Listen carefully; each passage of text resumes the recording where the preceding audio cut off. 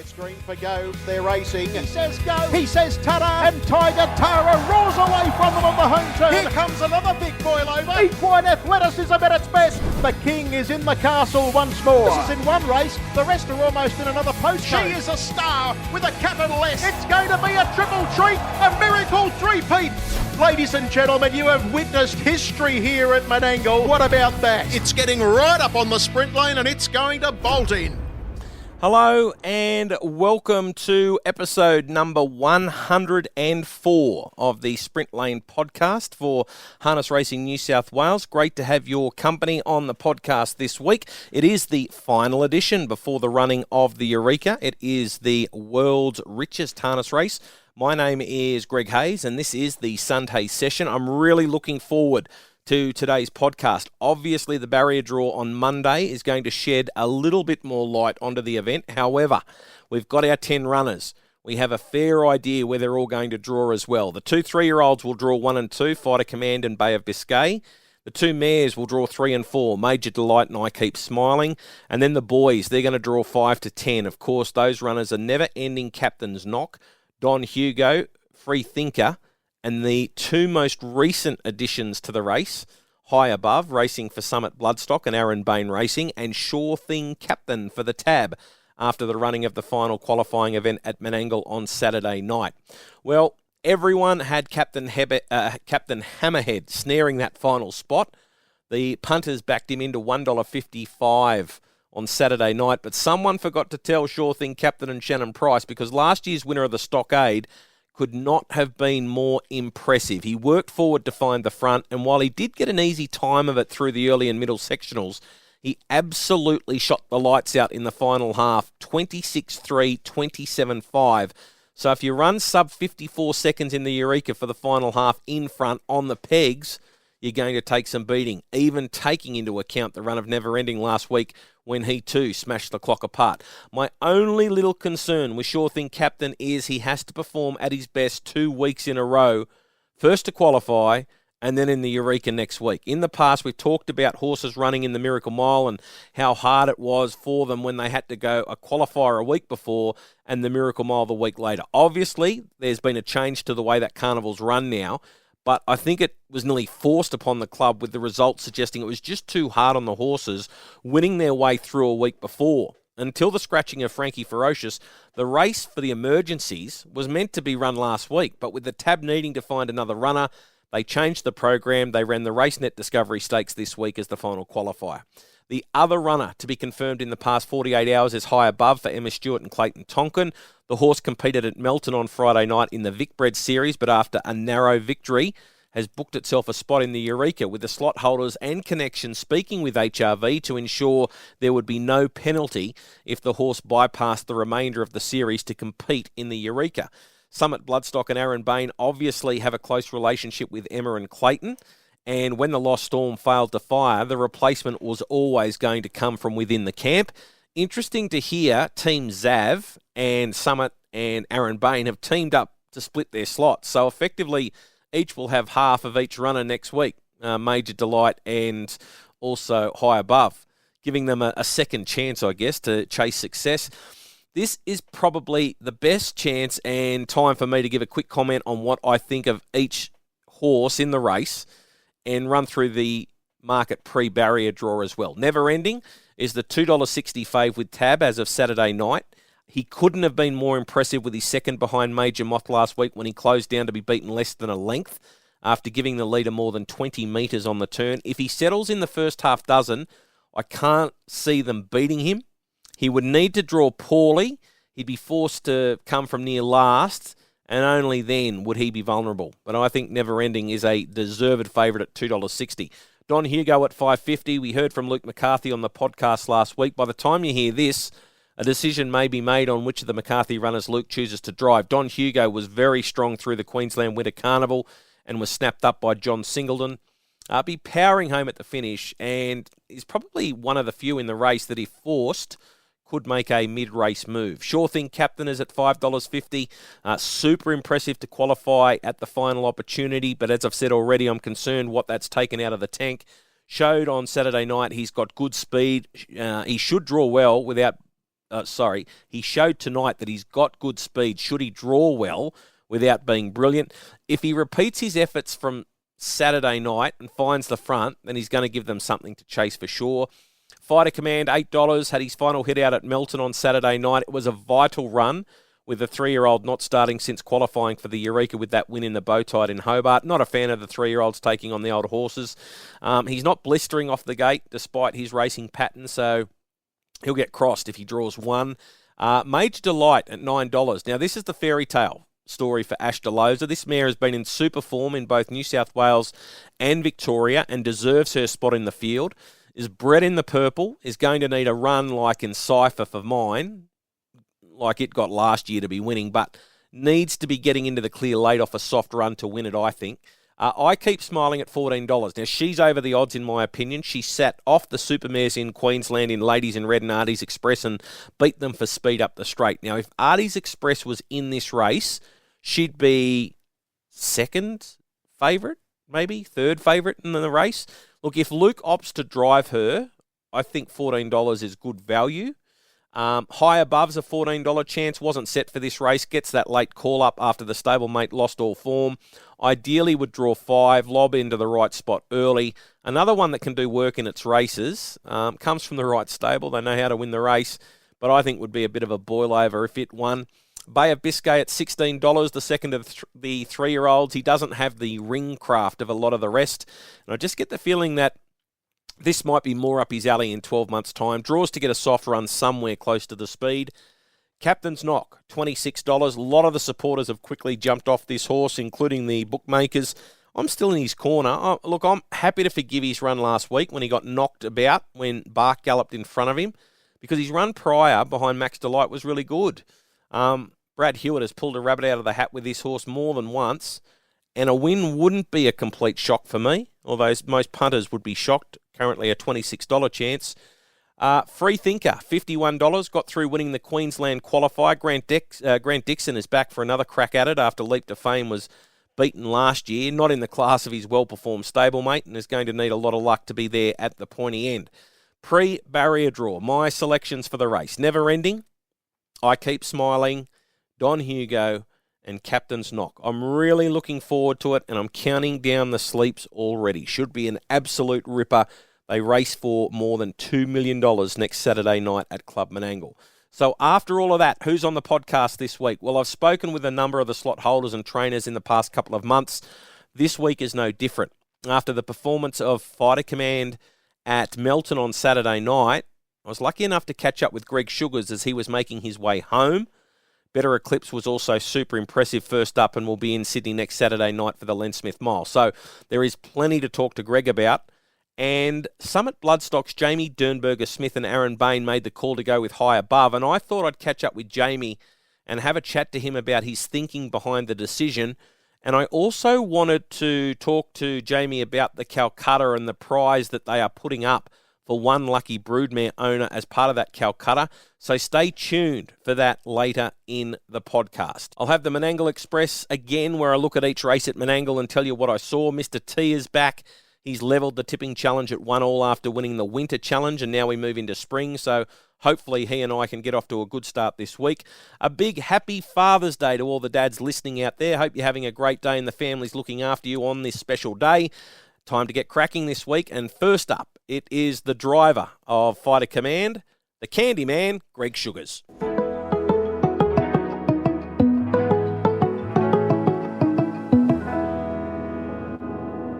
It's Shanlou in front, about 2 metres Fighter Command, who hasn't been asked for the supreme effort yet by Greg Sugars. La Belle Bijou third, and then came New Yorker. Off the back in a 26-9 third quarter. Shanlou tries to take the sting out of the legs of Fighter Command, which is going to be hard to do. He's levelling up now, the big boy. Fighter Command goes up to Shanlou with 100 metres to go. It's Fighter Command. Shanlou's in for the fight. It's Fighter Command, Shanlou, but Fighter Command knows how to win. Fighter Command beat Shanlou third, La Belle Bijou, and fourth home was New Yorker. One of the contenders in next week's Eureka is Fighter Command, the 3-year-old from the Jess Tubbs and Greg Sugars barn, who came out and had a tune-up at Melton, and Greg Sugars is joining me to have a chat. Hey, Greg, how are you? Yeah, good, thanks, Hazy. Mate, what did you make of the run? Yeah, very happy with it. He was in need of a good hit out, not having raced for a few weeks. It's covered a lot of extra ground in fast time, so very happy with the way he went about it. Third quarter 27, up the straight in 28. Perfect hit out. Is that exactly what you wanted to get out of tonight? Yeah, look, we wanted a good blowout. Like I said, he was sort of in need of it, and he's the type of horse. He's quite resilient, so it shouldn't take any ill effect on him. And I think at this stage, early signs are quite good. He's now put 5 wins together on end. He's been running some cracking times. Obviously, that the race that he won in Hobart to get himself into the Eureka was an absolute ripper in track record time. Had you given him a quiet time in between Hobart and tonight? Yeah, he had the best part of a week off after Hobart, by the time he got home, and had a couple of days off. So, yeah, we just sort of ticked him along steadily and only really ramped him up sort of this week in preparation for this race. Mate, as a 3-year-old taking on the older horses, is he a horse that will cope with it? He obviously did it in Tasmania, but he's got to step up again next Saturday night. Yeah, that's the interesting thing. We saw like last year's field was exceptional with the quality of horses that were there, and a couple of the boom 3-year-olds sort of did find it a bit tough. So it's always in the back of your mind that it is a hard thing to do, and running good times is one thing, but doing it under race pressure with more seasoned horses around you is another thing. So it'll be very interesting to see how he handles it. But like you say, most of his runs have been in very fast time, especially this time around, this preparation. So I'm sure he's not going to be out of place. Is it better that he draws 2 than 1? He got crossed at the start in Hobart. Would you prefer to start from barrier 2 next Saturday night? Not really sure at this stage. Thinking, I probably would like to be on the fence, really, depending on who's around us and what ones we're likely to follow. So, it's a hard one to sort of say pre-race where you'd want to be. Like in running, it's going to play a vital part. I think it's going to be a very even field. So, being on the fence is dynamite. So, probably 1 would be better, even though, he's likely to get crossed again. Okay, so do you think that in saying that if it panned out the way you wanted it, that you'd get cover in the race, you wouldn't look to go all the way?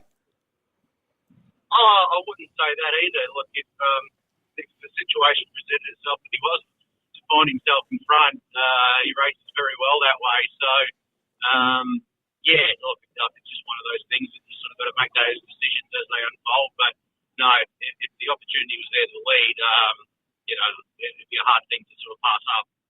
He's been to Menangle before. He knows that long straight. He went around in a heat of the Derby, so it's not going to be new to him. The track, he has been around there before.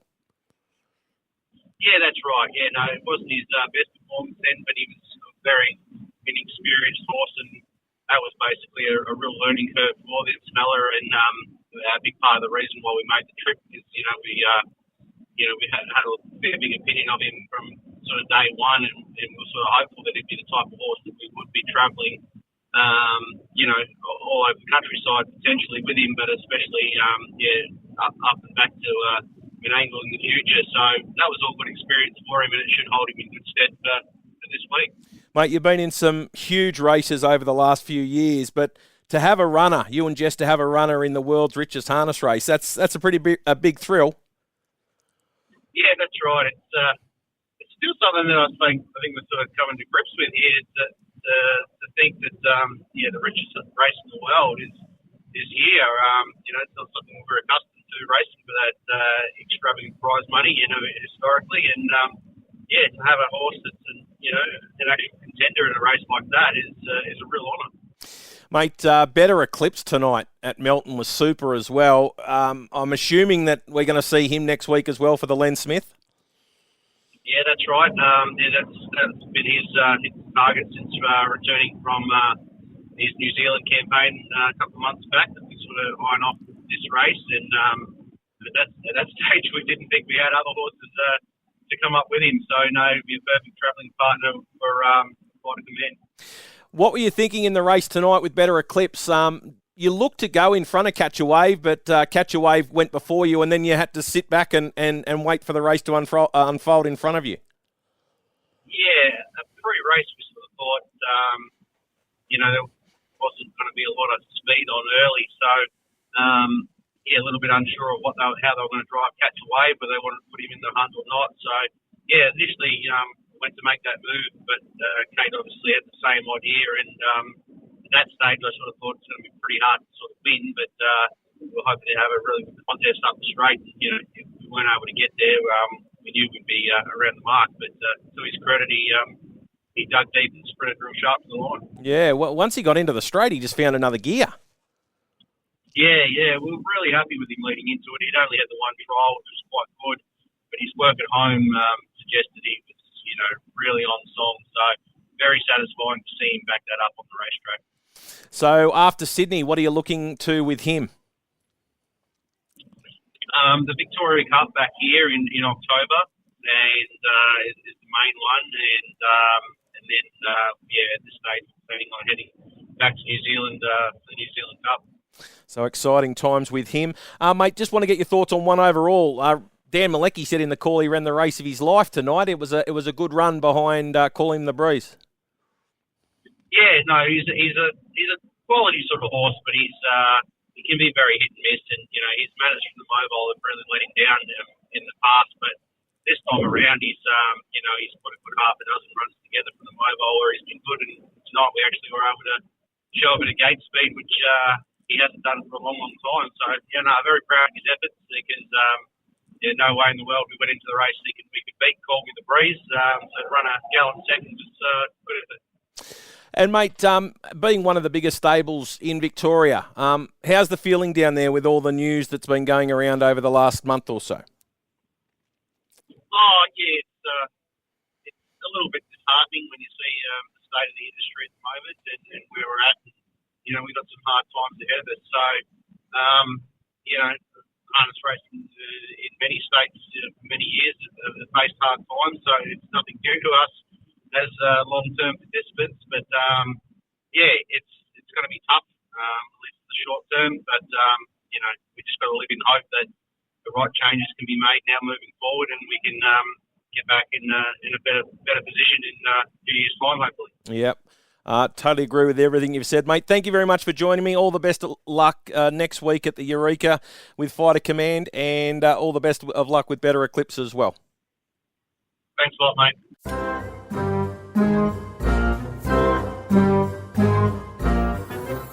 They passed the 427 flat. Exotic Bush Ranger high above a metre away. 10 metres Classic Mission. He's a Punk Rocker, makes ground 20 off the lead. Exotic Bush Ranger on the turn, still just in front of high above. About 8 metres to Classic Mission. Exotic Bush Ranger high above the outside. He's a Punk Rocker starting to steam home. High above put its nose in front. He's a Punk Rocker's going to dive late. He's a Punk Rocker over the top. Will he get there? No, I think high above just. High above a nose, he's a Punk Rocker and Exotic Bush Ranger. Summit Bloodstock and Aaron Bain Racing, they were last year's slot holder winners of the Eureka, and they've finally announced who will run for them in their slot this year. It will be high above, and Jamie Durnberger Smith from Summit Bloodstock is joining me. Hey, Jamie, how are you? Good, Hazy. Thanks for having me on, mate. Oh, sorry. G'day, Greg. How are you, mate?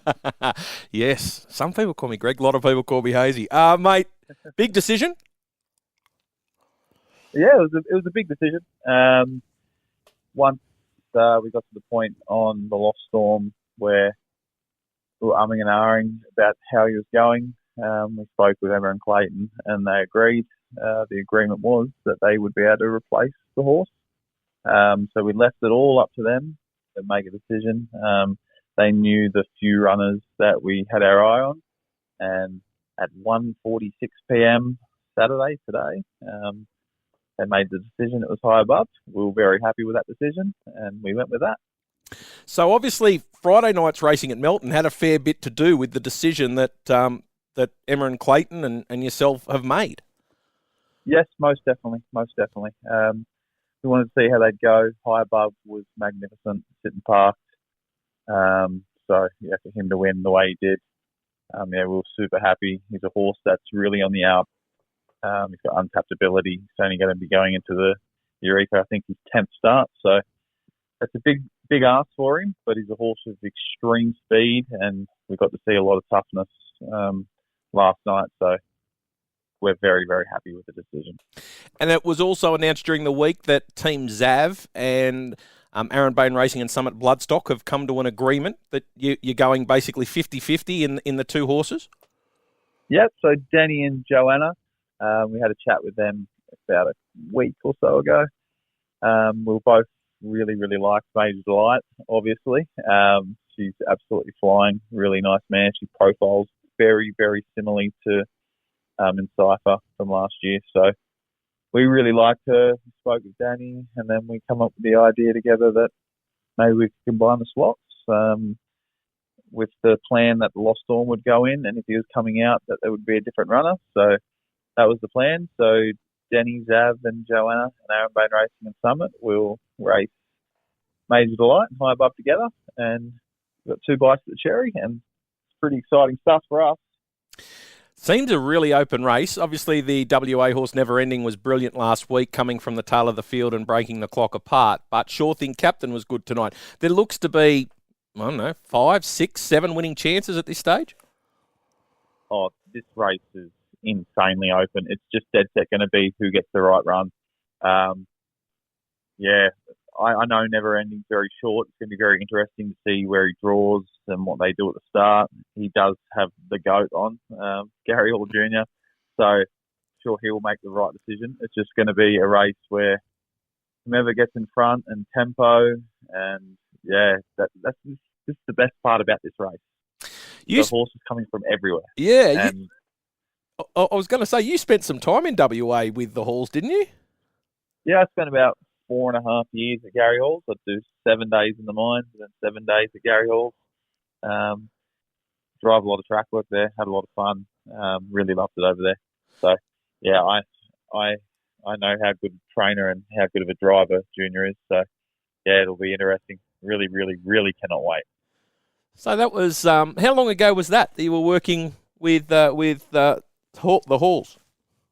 Oh, it would probably be a good 8 years ago, I'd say. Maybe, 6, 7, 8 years ago. I was there for about 4.5 years. Yep.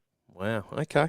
So there's little tentacles going out everywhere for you, because obviously the 2 runners with Team Zav, but you're good mates with Gary Hall Jr. and plenty of people in the industry. It was great to see you get behind the race even further with a service to Confederate. You're going to reward the owners of mares that were basically went to the sires that were subject to the stallion registration fee in 22-23. Is that how it's going to work?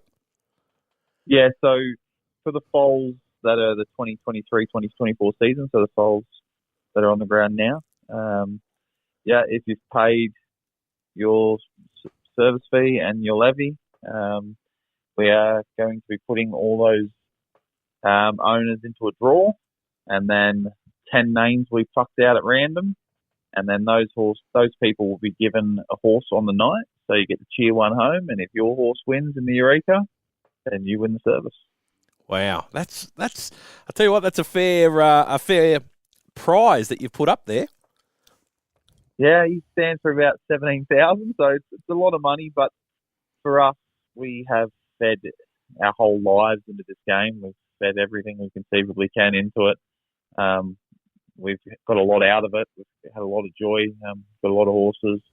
So it's just a small way for us to give back. And for Confederate, the best 3-year-old in history, for a horse like him to stand here physically, that's an extreme rarity, and I don't think we'll see it too much in the future. So, yeah, we wanted to give back, and so we mashed our heads together, HRA, Aaron Bain and Summit, and we figured a way we could do it, and we think this is the way. So it'll all be part of the Calcutta as well. Is that right? The announcement of the 10 that are going to get horses in the race? Yes, it will. Yep, that'll be the same night. We may as well jump into that platform. It's great exposure for all of it, and the online Calcutta's first, so that's going to be a great initiative also. HRA thinking outside the box again. So that's the way we like to think, and we're very similarly minded. So, yeah, very exciting stuff. Mate, just on Confederate, what's the interest been like since you announced? I spoke to you on the podcast about him a few months ago. But what's the interest been like since the breeders got to know that he was coming?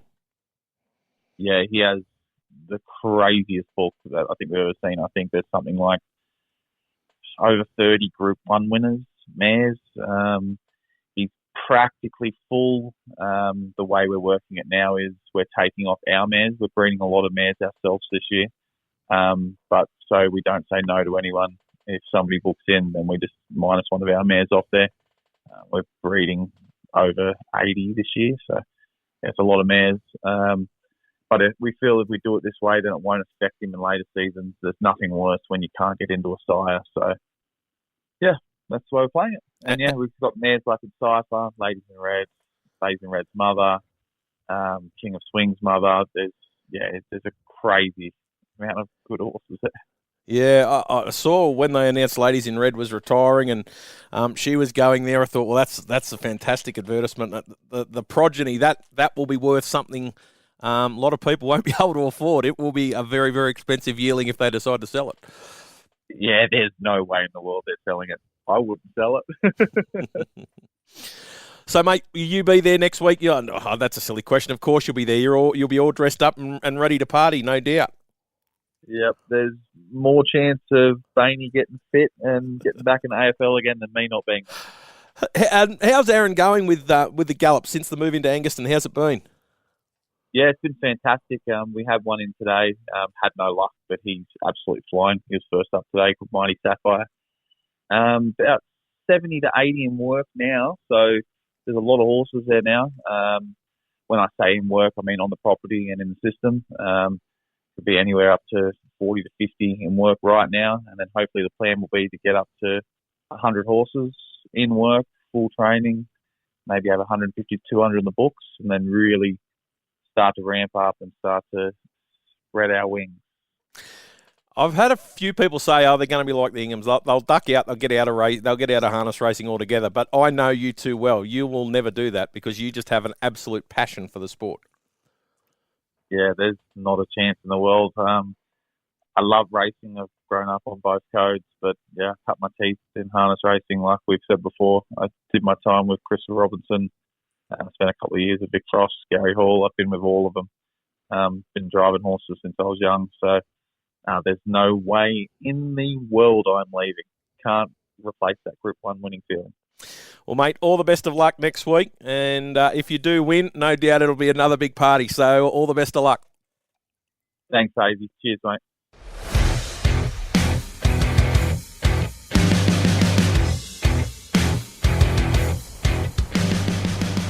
Time for the Menangle Express. We start with race 1 at Menangle on Saturday night. Major was the $3.40 favourite.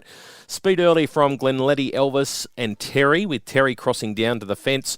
On the pegs, it was Terry, Glenletty, Elvis, Black Onyx, My Ultimate Snowy, Rockley Image and Roll Up. Now, Zambia was in on the pegs behind My Ultimate Snowy, but came off and ended up getting caught first over with High Voltage, Major and Unfazed. 26.8 was the first quarter, and then the speed went right out of the race. 30 seconds through the second quarter, no one moved, and they only went 28 for the third, with the second 200 of the quarter being a lot faster than the first. No one moved until they got into the straight. Terry rolled off the inside, gave the run to Glenletty Elvis. High Voltage peeled from the 1-1. Major started to warm up after racing 1-2. Terry had a big kick in the straight and held on. Major savaged the line late in 27.2, 151.9 for the mile. High Voltage did a good job in the straight. Unfazed hit the line really well down the outside. He's flying. He's going to win one of these types of races when there's speed in the middle stages. And Black Onyx came off the inside and eased to get into the clear. Couldn't get clear at any stage. Race number 2, that was the RaceNet Discovery Stakes with Tab set to pick its Eureka runner from this race. The fave in the race was Captain Hammerhead at 155. The speed early came from Doug's Platter. Sure Thing Captain and I Break the Line. Now, Sure Thing Captain eased and let I Break the Line drop onto the pegs behind Doug's Platter. and then Sure Thing Captain went forward and rolled to the front. So pegs, it was Sure Thing Captain, Doug's Platter, I Break the Line, Van Basten and Ragazzo Ditilli. Running line was Oliver Dan, Captain Hammerhead, Nyack, Dangerous and Whisper a Secret. Lead time good, 49.6, not brilliant, but it was a lot slower than the race won by Major Moth when they went 47.8 last week. First quarter slow at 31 seconds, and then the speed started to pick up from there. 28.6 second quarter, Oliver Dan slid up to the leader at the cages, and the speed really went on. Nyack was struggling with the speed injection and stalled those back in the field. 26.3 around the side. No moves. They fanned into the straight. Captain Hammerhead produced. I Break the Line got a run from 3 pegs after waiting for a clear run. Dangerous and Whisper a Secret got to the outside and flooded home, but Sure Thing Captain just kept on running. Ran a final quarter of 27.5 to win in 154. Last half, 53.8 off a slow lead in first quarter. Last week, Major Moth got home 54.2, so Never Ending broke the clock apart up the straight last week, but if he gets too far back next week, he might struggle to get into it late if Sure Thing Captain repeats the dose. Obviously, a winning chance off the back of that, although he has to run 2 big races back-to-back. Race 3, the equal faves were DeGoey and Mick Danger at $4.80. Speed early from Speculating and the Real McCoy, with the Real McCoy rolling to the front. So on the pegs, it was the Real McCoy, Speculating, Ideal Marquez, Mick Danger, Bartello, Running Line, Alta Billy, DeGoey, Outside Fighter, Has the Courage, Ultimate Bird. Lead time 48.8, so quicker than the previous. First quarter 29.5. So the speed was constant, and that was due to Alta Billy over-racing first over. Speed stayed on throughout the second quarter, 28.3.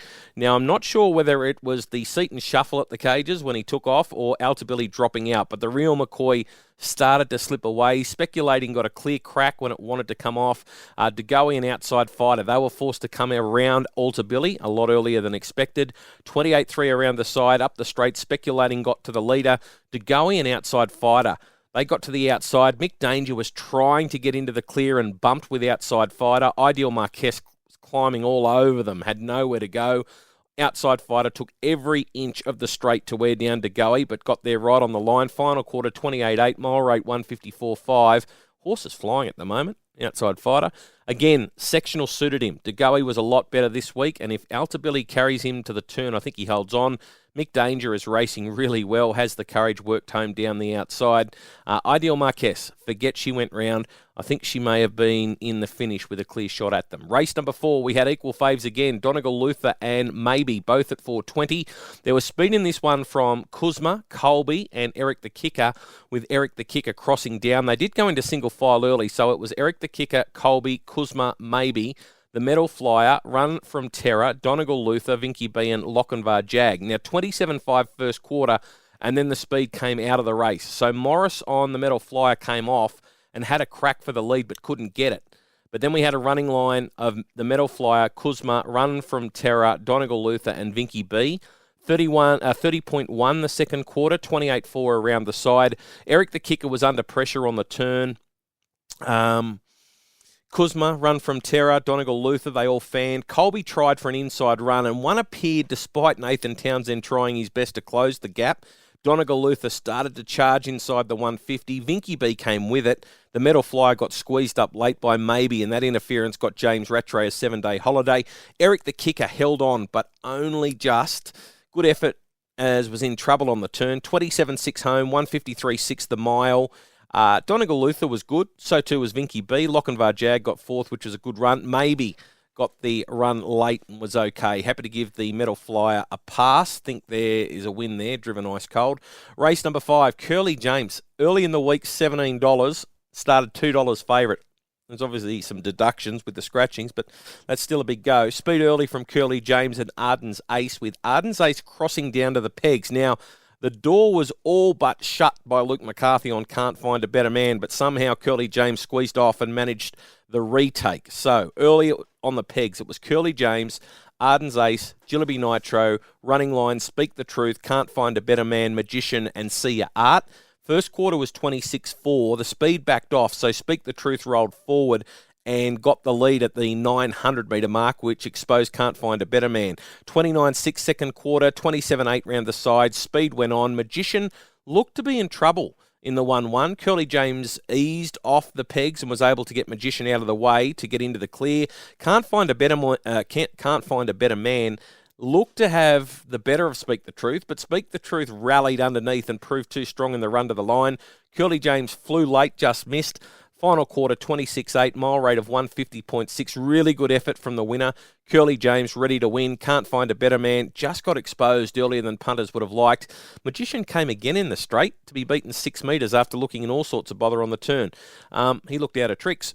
Race 6, the fave was Whiskey Cavalier at $1.85. Over the longer trip, there was speed from the fave and Classy Washington, but the fave held.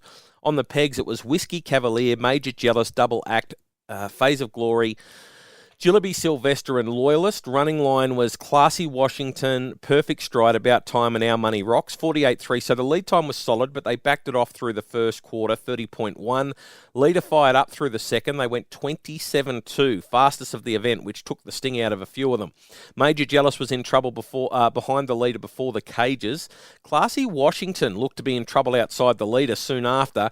And while Whiskey Cavalier rolled away a fraction, Callaghan was at him to keep going, which was a little bit concerning if you're on at the short odds. 27.8 around the side. Classy Washington went back to the inside on the turn, which presented a beautiful run to Perfect Stride, and Double Act had worked off the pegs to get into the clear. Loyalist got wide in the straight. Whiskey Cavalier was gone. Perfect Stride, driven a treat by Ryan Sanderson, was off for the prize. Really good drive by Chloe Formosa to save ground on Double Act until the straight. Got it second at 100-1. And Loyalist flooded home down the outside to get third. Final quarter, 28.4 for a 153.2 mile rate. Jillaby Sylvester got to the line okay. Whiskey Cavalier got very tired late. Classy Washington fought on after racing outside the leader. Race number 7, fave was My Moonlight Dream at $2.90. The speed came from the middle of the line, Sweet Cocoa and Arden's Delight, and the fave was posted really wide early. Initially on the pegs, Sweet Cocoa, Arden's Delight, The Vicar of Dibley, Mini Mine Yet, Winona Ryder. Running line was Treacherous Gal, Girl from Rosedale, Little Bliss, and Good Time Maddie, with My Moonlight Dream out 3 wide. 26.3 first quarter. It was the fastest of the race. My Moonlight Dream kept on pushing forward, got first over, and then by the time they got to the 700, she'd worked to the front. Second quarter, 28.3. Angus Garrard was buried on the pegs on the Vicar of Dibley, but was able to get out underneath Little Bliss just past the cages, and it got off the inside at a vital time in the race. 28.2 around the side. Girl from Rosedale pulled into the clear and loomed at the top of the straight. My Moonlight Dream rolled off the inside and presented a run to Sweet Cocoa, but once the Vicar of Dibley got into the clear, it launched down the outside for a really impressive win. Last quarter, 28.4. 151.2 the mile. Sweet Cocoa saved ground, got second. My Moonlight Dream brave after doing a truckload of work in the early stages. Winona Ryder got home well, as she tends to do. Little Bliss, after looking in trouble on the turn, found her second wind and charged home okay down the outside. A Girl from Rosedale looked a big chance on the turn, faded right out of it to finish second last. Race 8, this was for the trotters. Favourite here was Is That a Bid at $2.10. No times for the last, with the timing mechanism playing up. Super Service stepped away really quickly off the 10 metres, weaved his way through the traffic early to find the front, with Leaf Stride happy to take the sit. So on the pegs, Super Service, Leaf Stride, Chief Running Cloud, Orlando Storm, King of Love, Vic Sun, and a gap off to Sally M and Razzle Me Dazzle Me. Running line, She's a Pleasure, Aldebaran Jensen, Is That a Bid, and Speedy Lover. As they approached the 1100 metre mark, Is That a Bid took off from third over and worked around to be first over by the time they got to the 750. Sally M galloped at the cages. Speedy Lover was able to fan on the turn and set sail up the straight. Super Service went up in the air soon after straightening, but had already left the inside and presented a run to Leaf Stride. Is That a Bid looked like it was going to score, but Leaf Stride fought back on the inside and got the nod. Speedy Lover was strong down the outside, liked its run. Vic Sun was good late too, squeezing through between runners after it avoided Super Service. Might be one to follow midweek if they take Vic Sun back to the Tuesday meetings. Best win of the night quite comfortably was Sure Thing Captain in the RaceNet Discovery Stakes. Laird kept on going, and as long as it hasn't taken too much out of the 4-year-old, he looks set to be a major player next week. Best beaten performance of the night. To be honest, not a lot stood out for me in this category at Menangle. I'll go with Loyalist. It savaged the line, but you'd expect it to do that after doing no work and coming with the one run down the outside against that opposition. Got to remember, this horse qualified for a Miracle Mile this year. So, with not a lot of competition, Loyalist. Best driver of the night. Clear winner here is Angus Garrard on the Vicar of Dibley. Went to the pegs and then made something happen. Didn't wait for the turn. And those to fan, just pushed his way into the clear and then sprouted wings in the straight. Great drive by Angus Garrard, and he wins Drive of the Night. Winner, winner, chicken dinner. Winning. Hey, that's pretty good. Winner! That was legitness. To that I say, all right. Wow, winning. Bam! Just like that. That's all there is to it, Dustin. That's all there is to it.